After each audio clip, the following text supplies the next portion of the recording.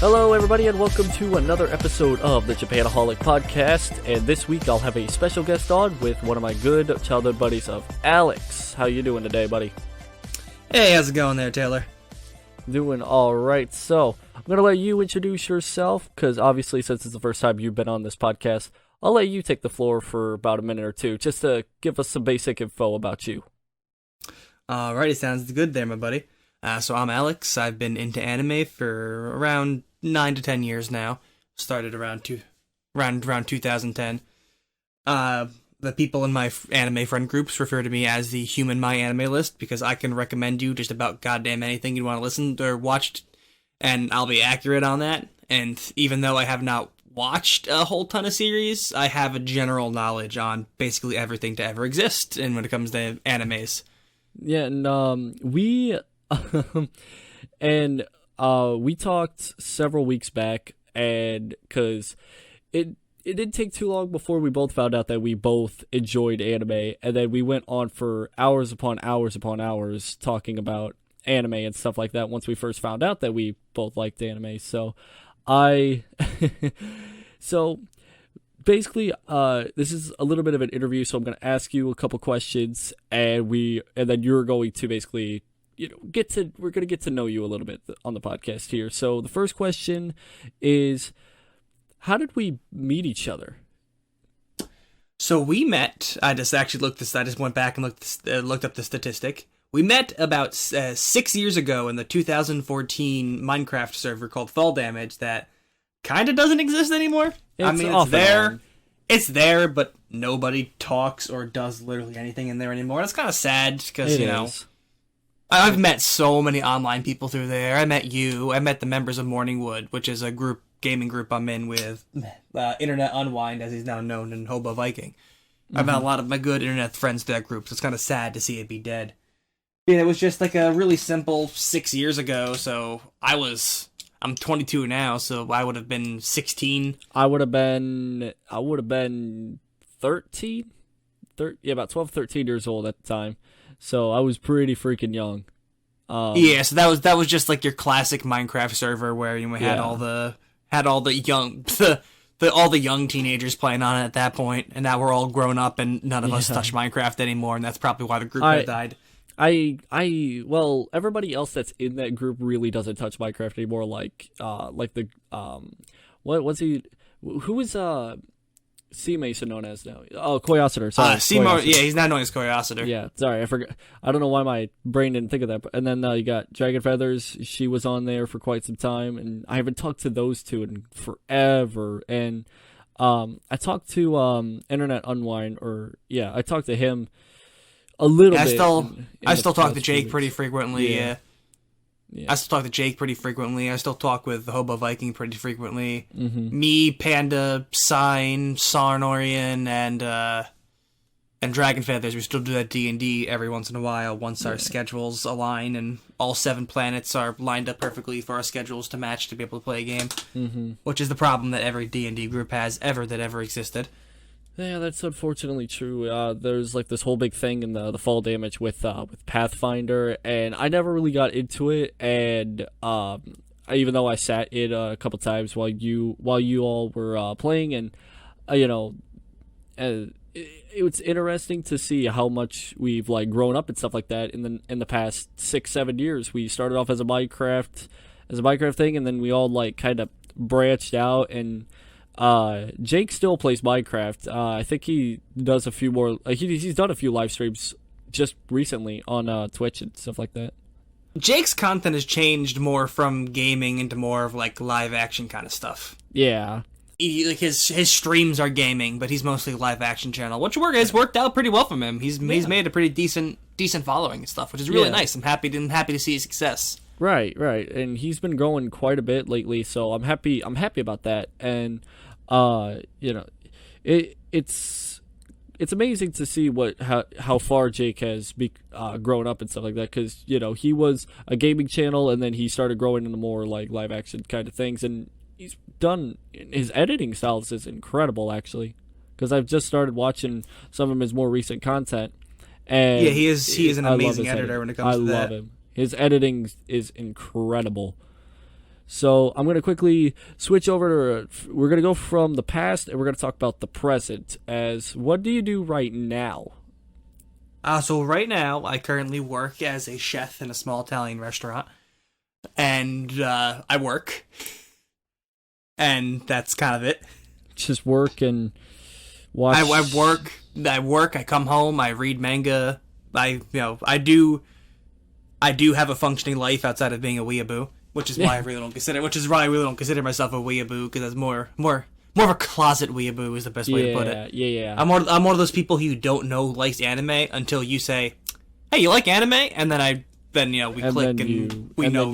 Instantly just open the floodgates to your quote unquote my anime list persona.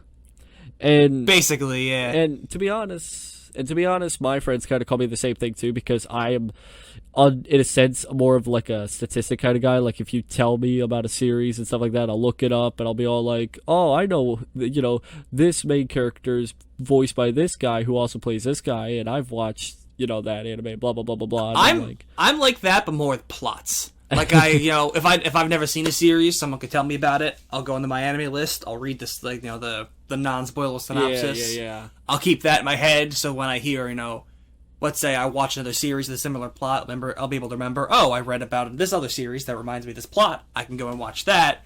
And, I'm really good at taking what, someone enjoys. Like someone can tell me, oh, I really like these, 4 animes. I can kind of calculate that in my head and be like, okay, well, if you really like those 4, here's 6 of the other ones you'd like. Mm-hmm. And I'm not perfect with it because people got their taste, but I'm pretty good at being able to recommend things people would enjoy. Which is why I've always kind of wanted to jump into this kind of podcast, YouTube scene with it, so I can spread good series that people might not have heard otherwise. And speaking of like jumping into like YouTube and podcasts and stuff like that, what are your like future plans for like the very near future, very far distant future? What are you trying to accomplish in the next coming years or so? So I'm trying to put together a small group called Non-Taku, name subject to change. Or people who are similar to me, who just are not quite that level of otaku, but really enjoy this kind of content. Yeah. Just it'll kind of be a podcast network is what the ideally is. Maybe some reviews here and there. A rival podcast, maybe. No, I'm kidding.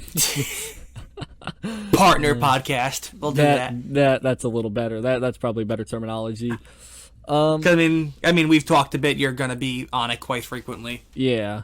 So, because I've always been, and you'll get to know me a little bit more probably in the next couple of weeks here, because Alex will do the same thing that I'm doing today. So in the next couple of episodes maybe, and I've been really into getting into podcasts lately. Especially like the last 2 years, I've listened to a lot of podcasts, but I really haven't had the opportunity to really do many podcasts. And just these last couple of months, I've been getting my foot into the door of podcasting and stuff like that. And I really haven't had like a group of like a podcast. Like the most I've had in a podcast was like 3, and I kind of want to see what would it be like to have like a group podcast, like what you said, the non-taku group that you're planning on starting up here in the near future. So I'm excited to see where that goes.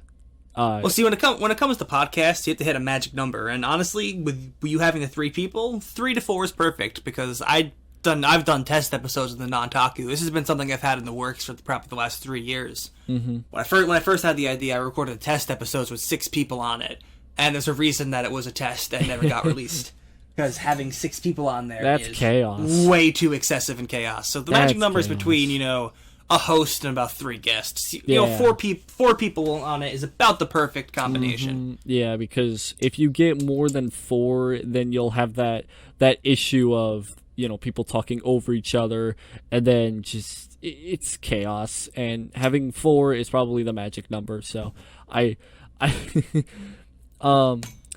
so you are what you called yourself a closet weeaboo, but the question that I want to ask the most here for today, you're on the Japanaholic Podcast, which is a Japan podcast for Japanaholics by a Japanaholic.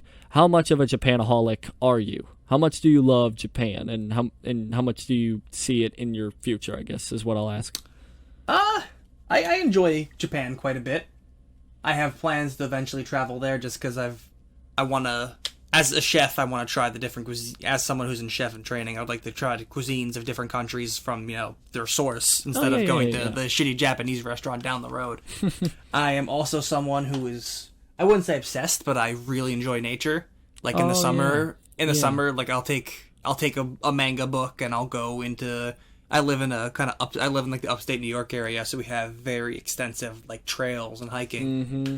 So I'll grab a backpack, I'll throw like whatever manga or light novel I'm reading in it, and I'll go just into nature and sit there and read and just kind of enjoy the scenery and stuff. So that's another big thing is I want to travel and see the other sceneries of countries such as Japan. Oh yeah, because because I'm a huge traveling guy myself, so I really enjoy like nature and stuff like that, especially in like places like Ireland, Iceland, and Greenland.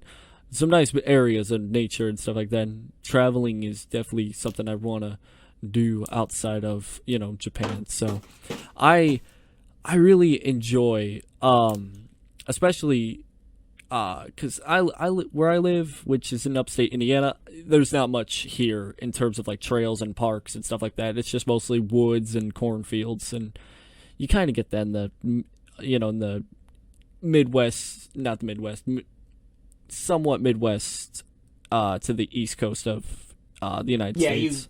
Yeah, you have average America basically. Yeah, you got the average America. You live in like the very I can't speak. I'm sorry. You live in the epitome of average America. Yeah, cornfields, meth labs, not some beautiful parks, and destroyed woods with like a billion trees on the ground. It's not the picture perfect area that a lot of people see the United States in. So, thankfully the area I'm in is quite well known for its nature. Yeah, and kind of jealous. All right, so my next question here has to do with anime, and I don't know if you can limit it to a top 3, but give us some of your favorite animes and some animes that you are currently trying to watch. So I'm gonna pull back the curtain a little bit. You told me you're gonna ask me about my top 3 a couple days ago, so I've had time to try to sit and process that such impossible thought of trying to limit it to 3. So I've kind of broken it down to 3 categories of 3. Like it's not going to be it's not gonna be my top 3 in any order, but it's gonna be top 3 that have a really significant meaning to me. Mm-hmm.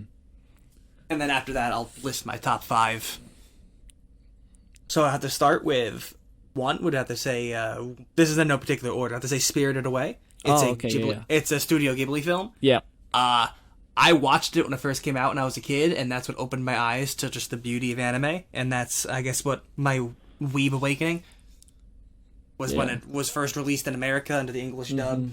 I didn't bother to look at the exact year, but it was around then that I realized what anime was, and it was my favorite movie up until about 2012. I would say if you want to get somebody into anime, then possibly show them Spirited Away or just some sort of Ghibli film. Anything Ghibli is great because a lot of Americans have at least seen one Ghibli film, whether they know what anime even is. Yeah, that is true. Because if we're talking about animes to get people into anime, I would have to go with Cowboy Bebop as the perfect. Cowboy Bebop is the perfect gateway anime to get people into it. But that's not on my top 5, on my top 3 list here. All right, what do you got? What else do you got? For number 2, this is the one I really struggled with because I have Future Diary of Mirai Nikki. That was the anime. Spirited Away might have shown me what anime was, but Mirai Nikki is what grabbed me by the ankles and dragged me into the abyss that is known as weebdom. But then there's the anime that brought me back into weebdom once I fell out, Re:Zero. Oh, Re:Zero. One of my favorites. As I mentioned before, in the more closeted weeb thing is that, anime is not always a giant part of my life. I'll have time periods where I just don't watch or read anything for a while just because I got stuff going on and don't have the time. Yeah, that's... Or that's alternatively, it could be airing shows that have no interest in me at all. Oh, yeah. So RE0 came in a dry spell for me where I had no interest in anime, or no, I shouldn't say no interest in current anime. And then I watched it, and it was the anime that got me really back into anime. Like, I saw RE0 and said, fuck, I have to start watching this kind of stuff again. Yeah, because... But... I have to solidify the Mirai Nikki as the number 2 slot here. After a lot of debating, just because that is the anime that really got me full force into it. Okay, yeah, because I've seen a lot. It is not known as the best. I'll give it that. True, I'm able to admit there are flaws, but this is not a top 3 of all time list. It's the top 3 in my heart list. No, and I have watched it probably more times than anyone else has watched Mirai Nikki, to be honest with you, for obscure 2010 anime. I've watched it 8 times. Holy crap. Because I watched it in January of 2010. I believe the exact date was January 14th, 2010. Because yes, I wrote it down. And I watched it twice that year. Wow. I've watched it once every year since then. But I did skip one. I skipped 1 year. Wow. I believe I skipped. It was 2020. I haven't watched it yet this year, and I haven't watched it last year. So I've skipped 2 years. Got to get to it this year already. So I've watched it I'd say about 10 times, probably, if I think about it, because I've also shared it with friends. I've watched it along with them. I've watched it a lot. Yeah. I haven't gotten into that series just quite yet, and I'll probably get to it sometime soon, because I've seen a lot of people who have recommended Future Diary, and I really like the story and I like the synopsis. I just haven't got the time. I just haven't had the time to watch it, and I'll probably get into listen, I'll be entirely honest with you. As someone who's prompting this as his number 2 on this fictional top 3 list, it's not the best. I'm not gonna sit here and tell you it's the golden anime, the best thing you'll ever watch. It's really not the best. I really enjoy it because it's what got me into anime. That's true. And honestly, everyone's first anime usually is on their top 3 list. Most people. Well, we'll get to what you're laughing at shortly after this. Mm-hmm. Yeah. Yeah. Usually the anime that gets people in anime stays pretty near and dear to their heart when it comes to them making a top 3, top 5 list. Yeah, it does. It does. All right. What do you got for number 3? What do you got? So I thought about this a lot. I thought about I should do number 3 as what my current favorite. Well, I shouldn't say current favorite. What recently I've been really enjoying, but recently is earned its way into my top 10 list. Because I have a whole top 10 list. It's constantly changing. Everybody does. So, obviously, yeah. So this is one. So I thought I would put the most recent thing to drag his way into my top 10 list, and that would be JoJo's Bizarre Adventure. Oh yeah. I am quite ashamed to admit that I have become a Joe bro. Oh. I for years, and I mean for years, since I first got into anime, or I shouldn't say that because I think JoJo wasn't really popular in 2010 in the mainstream at least. But as soon as I became aware of what JoJo's was, I was vehemently, nope, I don't like this. I'm not going to watch it. I hate this already. I'm not going to watch it. And animation? And then, was it because of the animation? Not even that. It was just it just didn't seem appealing to me. Oh, okay. And then about a month ago, my friend watched it and wouldn't fucking shut up about it. And I said, you know what? Fine. I'll give it a try. And then over the course of 3 hours, I'd read the entire Phantom Blood manga. Oh, man. And then over the course of 2 days, I'd watched the entire Phantom Blood anime. Actually, no, it was more like the course of 3 days because I was watching it after work. Oh, yeah. And then over the course of the week, I watched all of Part 3. And then this morning, I started reading Part 4, and I'm already halfway through it. Wow. Now, So it is quickly taking over my anime manga I could slot tell. recently. I could tell. And one of my other buddies here who I'll introduce into the podcast here later. I think it'll be in April, early to late April. Brody, he talked about he didn't really think he was going to be into JoJo's Bizarre Adventures, and then he started watching it, and then it became one of his favorite animes as well. So pretty much, if you don't like JoJo's Bizarre Adventures, give JoJo's Bizarre Adventures a shot. Next thing you know, it'll probably be in your top 10 list, maybe. That's the best way to put it. Is if you haven't watched JoJo's and don't like it, maybe watch it or even try reading it. If you're quick, like that's the thing with me. I'm a very quick reader. So when he said, "Hey, you should really read JoJo's," I was like, "Fine, I'll give it a shot," because I'm able to read 20 pages in an hour. So I can quickly read that 20 pages and get like a gist on it. And if I didn't like it, okay, well, I wasted an hour. That's nothing. Mm-hmm. So I really ended up enjoying it. Now, if we expand this out to my top 5, that's when this all starts changing. So ignoring the categories, if I had to go for top 5, it would be Future Diary, RE0. I would then have to throw in Dan Machi, or Is It Wrong to Pick Up Chicks in the Dungeon? Oh, yeah. That is one of my, if we're talking about light novels, that's my all-time favorite light novel, but I kind of have to separate it, anime-wise. Mm-hmm. And then I'm going to throw in there Spice and Wolf, which is one I really enjoyed. That's a good show. Spice and Wolf is a really good one. Devil's a Part-Timer. Oh, that is a good show. Devil's a Part-Timer is my go-to anime of I'm doing stuff, I'm going to throw it on in the background and have it on, and I can look up and laugh and remember that scene. And now we start getting into more top 10 now. We got Kori Desukawa Zombie, or Is This a Zombie? Yeah. I hesitate to put it on the list just because I'd almost got my top 3 just because it is a anime that got me through some tough times just because I was having a really shitty time period, and watching that was one of the funniest things I've ever seen in my life at that point. I really enjoy it. It's kind of decisive because a lot of people don't like it just based on the pure concept of it. And now the top 10 starts going through really obscure shit.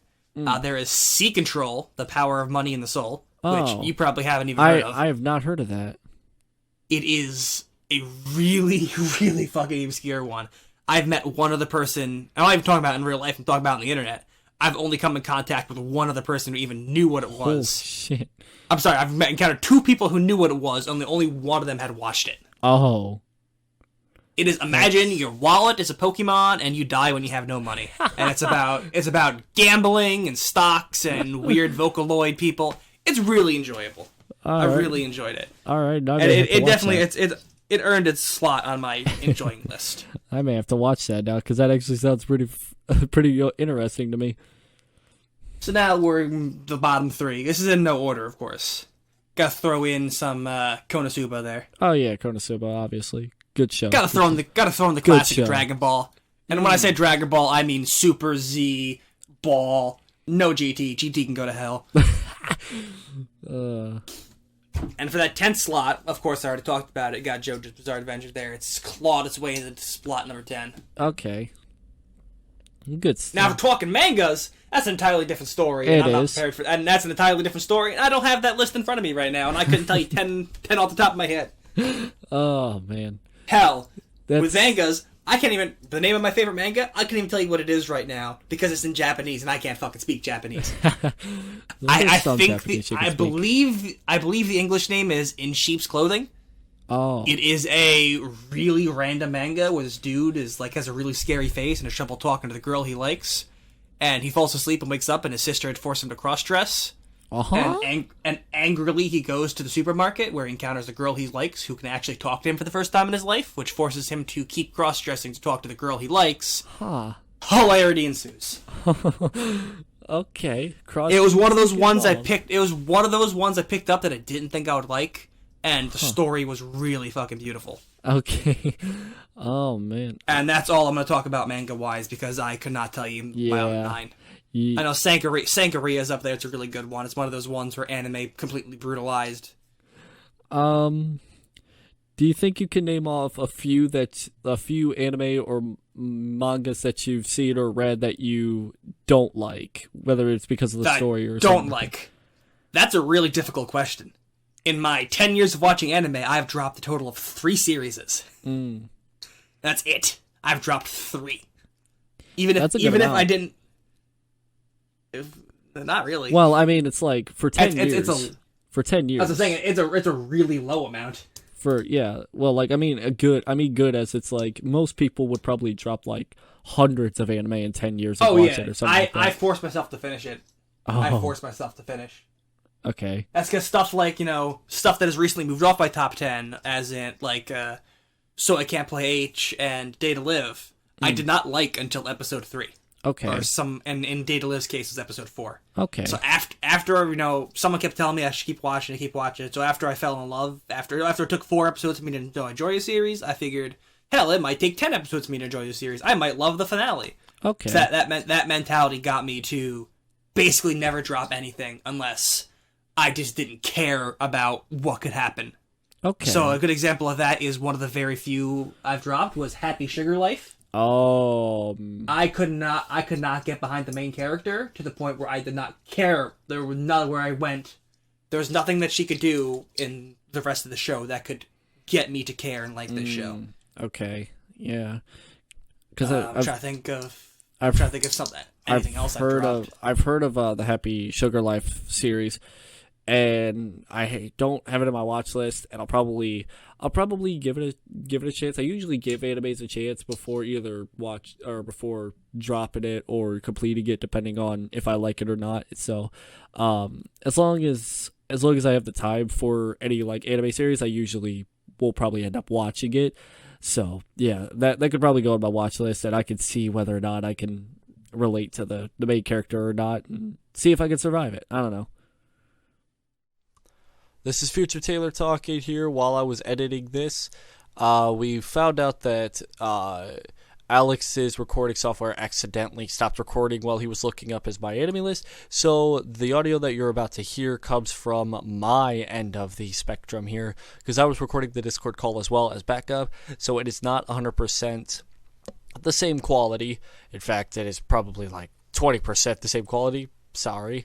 Just sorry in advance, and since it is a Discord call, it is expected to lag. So, there's that. But continue watching. It's still good. Other things I've disliked, it mostly kind of gets into, like, the really old stuff. Like, Armitage 3, it's an OVA. It is the currently lowest rated thing I have on my Anime list. Wow. I'm about to pull my list up here so I can see the other stuff I've rated low to talk about what I dislike, because I'm a really easy person to enjoy. Yeah, you could take an anime someone hates, and I could pull something out of it to enjoy. Yeah. Like, it's really difficult for me to dislike something just for that reason, because I can always see the good side of something. So let's say it's an awful anime, I can still go, okay, well, here are 3 good things about it. Same. That's the same. I'm the exact same way. I am admittedly a pretty pessimist person, but when it comes to stuff like anime, because anime is escape from life. Yeah, it's what you do when you have a shitty day. You go home, you watch anime, and pretend you're somewhere else. Yeah. So based on that logic, I will make sure I can always find something good about the shit, or at least at least find something to watch and laugh and enjoy. You don't have to like really, it's kind of like you don't have to always watch like stuff like Spirited Away or Your Lie in April or any of like the animes that show off like the good like animation side of anime. You can always watch like comedies and stuff like that. And if you're having like what you said, a shitty day, you can always watch these like comedies and be all like, oh man, I just completely forgot that I was having a shitty day. Now it's a better day because I just laughed my ass off watching this anime. The best way to describe it is the ability to turn your brain off. Yeah. That's the best way. That's the best way to describe it, is I can turn my brain off and be like, you know what, I can find something enjoyable. I can just go into mush and be like, okay. Yeah. That's how it's been for that's how it always is. I just pulled up my list to look at some of the more low-rated stuff, so explaining why. Everything is mostly rated pretty above 6 on my list.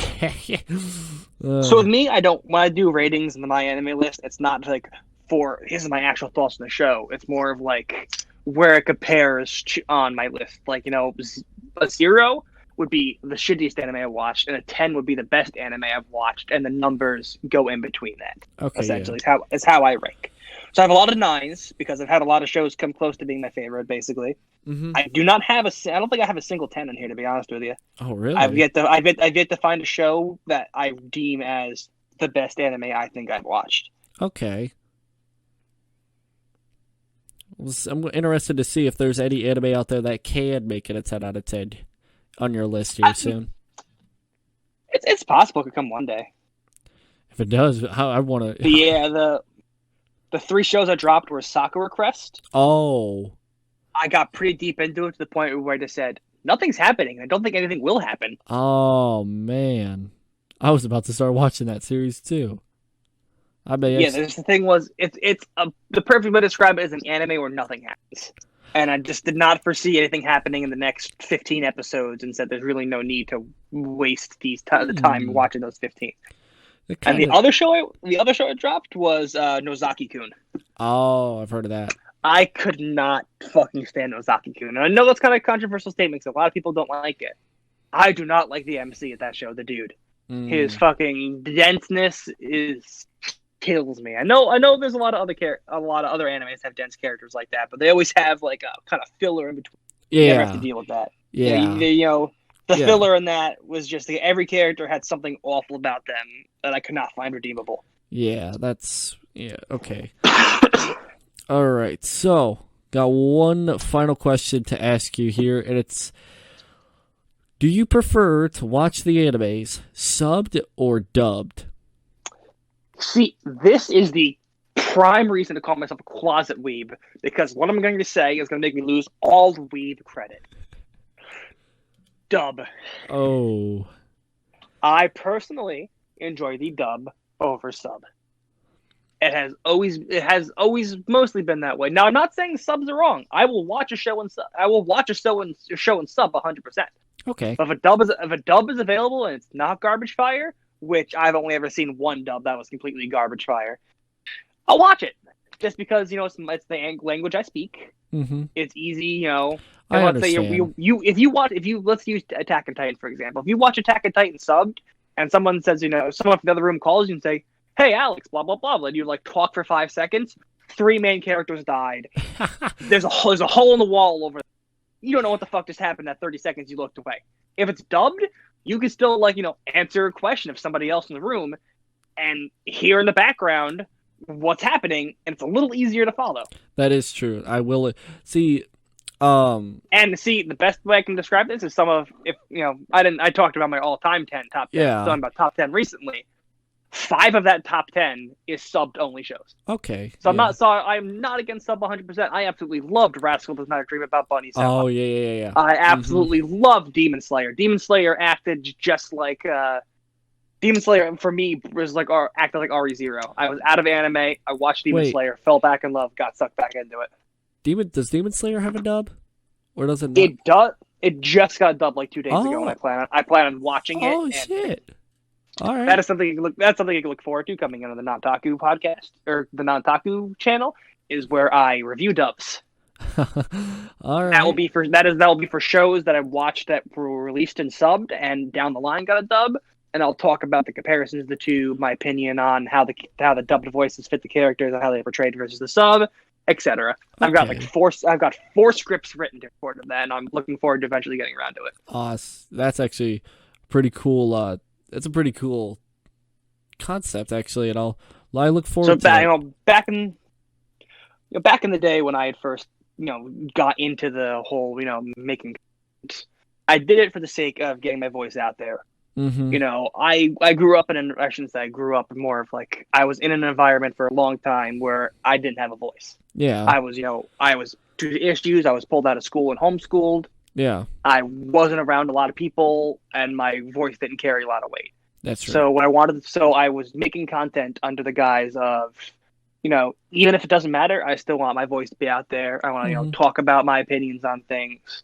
You just want your voice want the voice on the internet, so that way if anybody's the voice out there in the ether, that even if I do a review on an anime and even one person heard it and said, "I want to watch the anime now," and they watch it and they enjoy it, that's enough for me. Yeah. And that's, someone once told me, don't make something for the sake of making it. Make it because you want it to exist. Yeah. And that's what's really pushed me to keep doing it, because, you make it because you want it to exist out there. I've had a lot of struggles with that because, my original content model of what I wanted to make, I lost that, wanted to be out there because I found a creator that made exactly the kind of content I want to make, the exact video styles and everything. Said, that's my mission is done with that. I don't need to create this because it's already out there, and this person did it 1,000 times better than I ever could have hoped to. Yeah, that's the suckiest thing in the world. Is like you want to get your voice out there. You want to have a good you want to show that you can edit videos well, and then you look online. It's like somebody did the exact same thing as you, and possibly even better. And it's just like, it just sucks so much. And the thing with the internet too is there's so many people on this earth that can connect over everything. Yeah. Back in the 80s, you like this one obscure anime, well, you're fucked because odds are that someone in your small little town doesn't like it too, and you ain't got no one to talk about. Yeah. On the internet now, I'm gonna use this as a perfect example. Me and you, we bonded over our favorite fucking dumpster fire, his domestic girlfriend. Yes, we bonded over that. The fact that we two can meet and bond over the fucking Springfield tire fire there. Yeah. That is domestic girlfriend. Is the exact point, the exact reason I want to make content. Is just get people, talk with them, enjoy this kind of, enjoy obscure things with people. The best feeling. How many in the other world? people are going to meet? How many other people are going to meet in this world? They can say they bonded over domestic no kanojo. That's true. I'm not going to go on this rant right now. We'll save that. Save it for later. But the best feeling in the world is obviously like when you're somebody who's getting into anime like me, and it's like, I wonder who else is getting into anime. So it's just like at first it's like it's so difficult to find people who enjoy the same content as you, like anime wise and stuff like that. And then once you finally meet that one person, it's like, holy shit, you like anime? And then you just go on and on and on for hours upon hours upon hours about animes and mangas, and that's what it's such a bonding tool. Yeah. Like even for example, I work in a kitchen.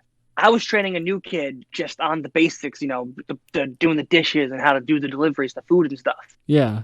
He was a very quiet kid, didn't really talk. Mm-hmm. And on one of the deliveries I was training him on, he noticed that I had a RE0 keychain, and he hasn't shut up talking to me since then. And I love that. It's just such a great bonding tool over to people. That's what I love about it is, what separates me from a lot of the weeaboos is I don't love it because it's Japan. I view it as if it's a regular TV show or watch on live action. I just view it as a source of a media. Mm-hmm. That's what really separates me from being a Japanaholic, is because I enjoy it as content, I enjoy it as a genre, not as Japan. Well, yeah. I still love Japan, don't get me wrong. Yeah, obviously, that's fine. And it's just such a great... The fact that I've been able to make so many bonds over this that I would not have been able to make otherwise is just a really great thing for me. What I love the most is because the unfortunate truth is that we really didn't talk to each other like after 2016 or after 2017 when, Fall Damage was like slowly but surely like not really like splitting apart like in a bad way, but just like drifting apart because like we all wanted to focus on our own content stuff. And then like near the end of 2019, around mid to late 2019, I don't know exactly what it was. I think I posted something on Facebook or something that we were friends on at the time, and it was like an anime that we've both seen. It may have actually been Domestic Not Kana Show, or it would have been possibly Red Skull. Does that Dream Body Go Senpai? Nope, I can tell you exactly what it was. You posted on Facebook, the domestic girlfriend OP is banging. Oh, yeah. I believe it was. And I said, and my exact words of reading it, I said, what's this domestic girlfriend thing? And I went and I read it and I messaged him, what the fuck did you just have me read?